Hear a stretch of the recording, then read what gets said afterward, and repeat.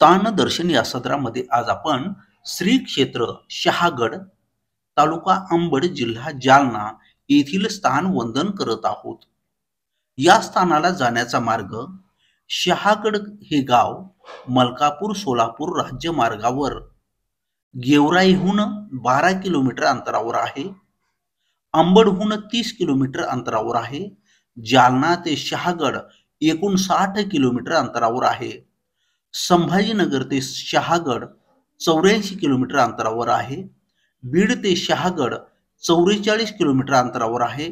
पैठण ते शहागड 41 किलोमीटर, गांधारी ते शहागड 5 किलोमीटर अंतरावर आहे। गांधारीहून पूर्वेस शहागड पायमार्गे 3 फर्लांग अंतरावर आहे। शहागडला जाण्यासाठी एसटी बस सेवा देखील उपलब्ध आहे।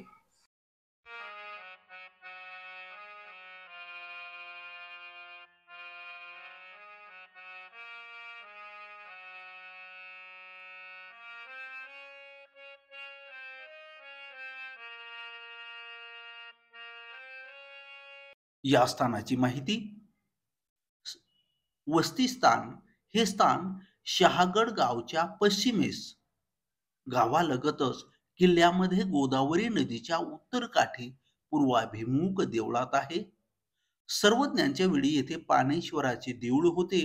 त्या देवळाच्या नैऋत्य विभागीचे हे स्थान आहे। या स्थानाची लीळा आपण परमपूज्य परमहंत श्री हंसराज दादा खामणेकर यांच्याकडून आपण श्रवण करणार आहोत। तर चला मग श्री क्षेत्र शहागड येथील स्थान वंदन करूया।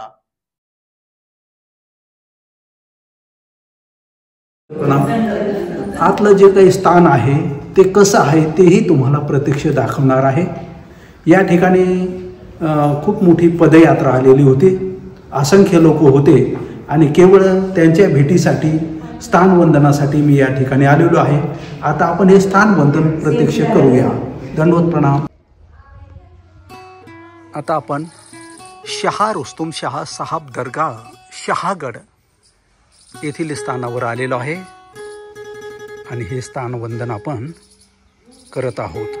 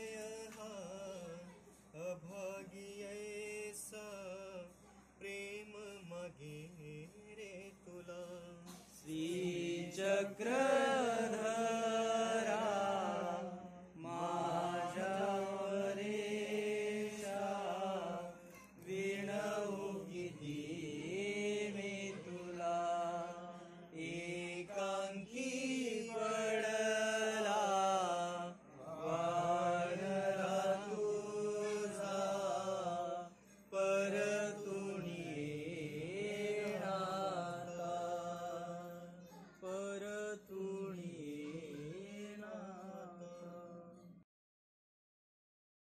हां, दंडोत प्रणाम बाबा. सर्वज्ञ श्री चक्रप्रभूंचं पूर्वार्ध काळामध्ये या गोदावरी परिसरात परिभ्रमण झालं आणि या पूर्वार्ध कालखंडामध्ये सर्वज्ञ श्री चक्रधर प्रभू खामगावहून शहागडला आले. आल्यानंतर प्रथम एक तायेश्वराचं देऊळ होतं. त्या तायेश्वराच्या देवळामध्ये स्वामींचं आसन झालं. तिथे थोडा वेळ स्वामींनी विश्रांती घेतली आणि तिथून स्वामी पानेश्वरी आले. स्थानपोथीमध्ये आज जे आपण स्थान नमस्कार करतो हे बराचसा परिसर काळाच्या ओघामध्ये बरंचसं पडझड झालेले, विस्कळीत झालेलं आहे. पण स्थानपोथीमध्ये त्याचं वर्णन असं आलेलं आहे की गावा पश्चिमे विस्तीर्ण पानेश्वराचे देऊळ तेथ गोसावे अशी वस्ती झाली. अशा प्रकारे स्वामींचं त्या ठिकाणी एक रात्र मुक्काम झालेला आहे.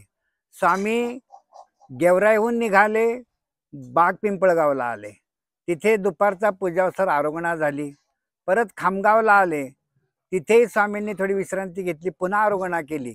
त्या आरोगणा करण्यामागे काहीतरी परमेश्वराचा हेतू आहे की एखाद्या भाग्यवान जीवाचं भोजन करून त्यांना प्रेमाचे अधिकार घडवणे हा त्याच्या पाठीमागचा हेतू आहे. आणि स्वामी मग ज्या वेळेला शहागडला आले त्यावेळेला तिथेही सायंकाळचा पूजावसर झाला. परंतु स्वामींनी त्या ठिकाणी व्याळी मात्र केली नाही.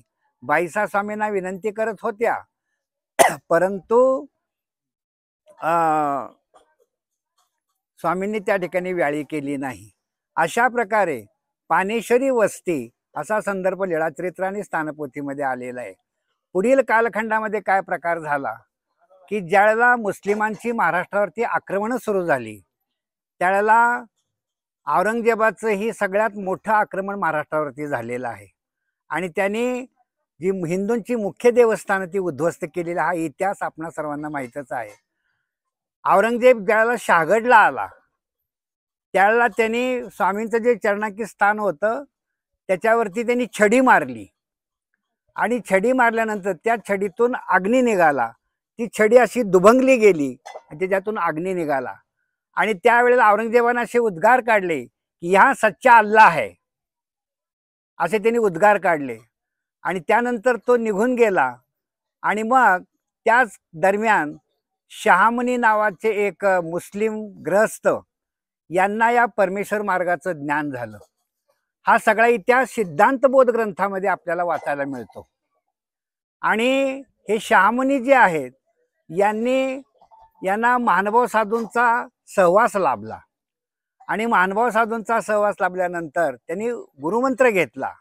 गुरुमंत्र घेतल्यानंतर त्यांनी पुढे अभ्यास केला. अभ्यास केल्यानंतर ते सर्वसंग परित्याग करून अनुसरले. त्यांचं नाव शहामुनी. आणि तेव्हापासून शहामुनींपासून मुस्लिम पुजाऱ्यांची परंपरा या शहागडच्या स्थानापाशी सुरू झाली. आणि बरेच वर्षांपर्यंत म्हणजे जवळजवळ 300 वर्ष सरासरी ही परंपरा सातत्याने टिकत आली.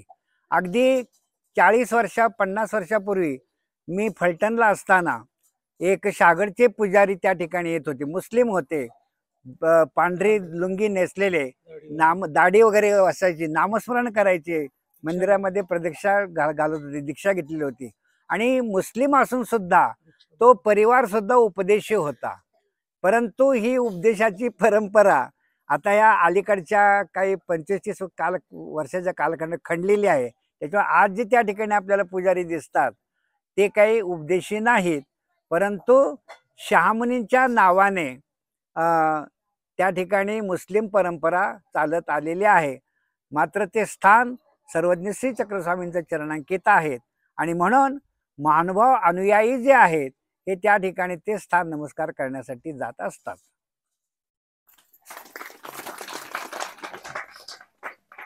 आजपर्यंत या स्थानाची एवढी डीप आणि सखोल माहिती कोणालाच नव्हती.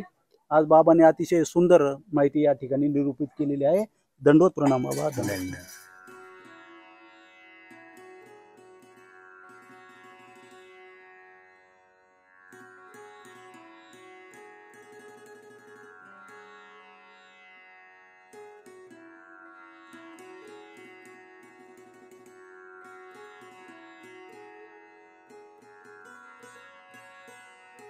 दंडोत प्रणाम.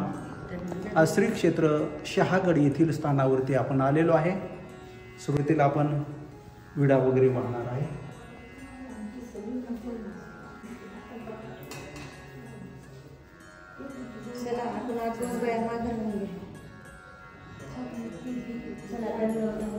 दंडवत प्रणाम।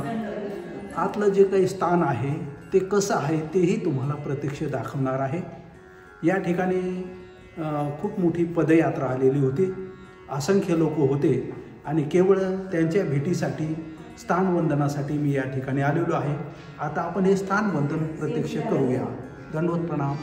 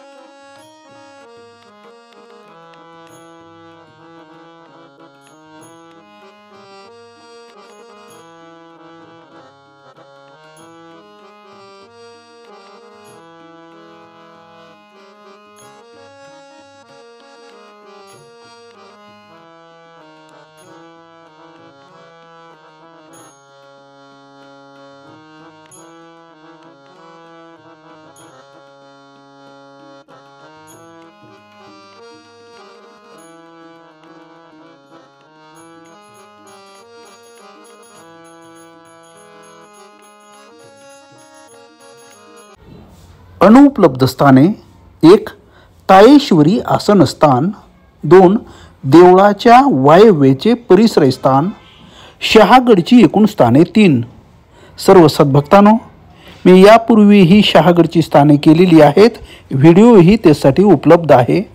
पण यावेळेस परमपूज्य परमहंत श्री हंसराज दादा खामनीकर यांची भेट झाल्यामुळे आणि लीळा जी आहे अतिशय सविस्तरपणे दिल्यामुळे मी या ठिकाणी पुन्हा हा व्हिडिओ आपल्याला देत आहे। दंडवत प्रणाम, दंडवत प्रणाम।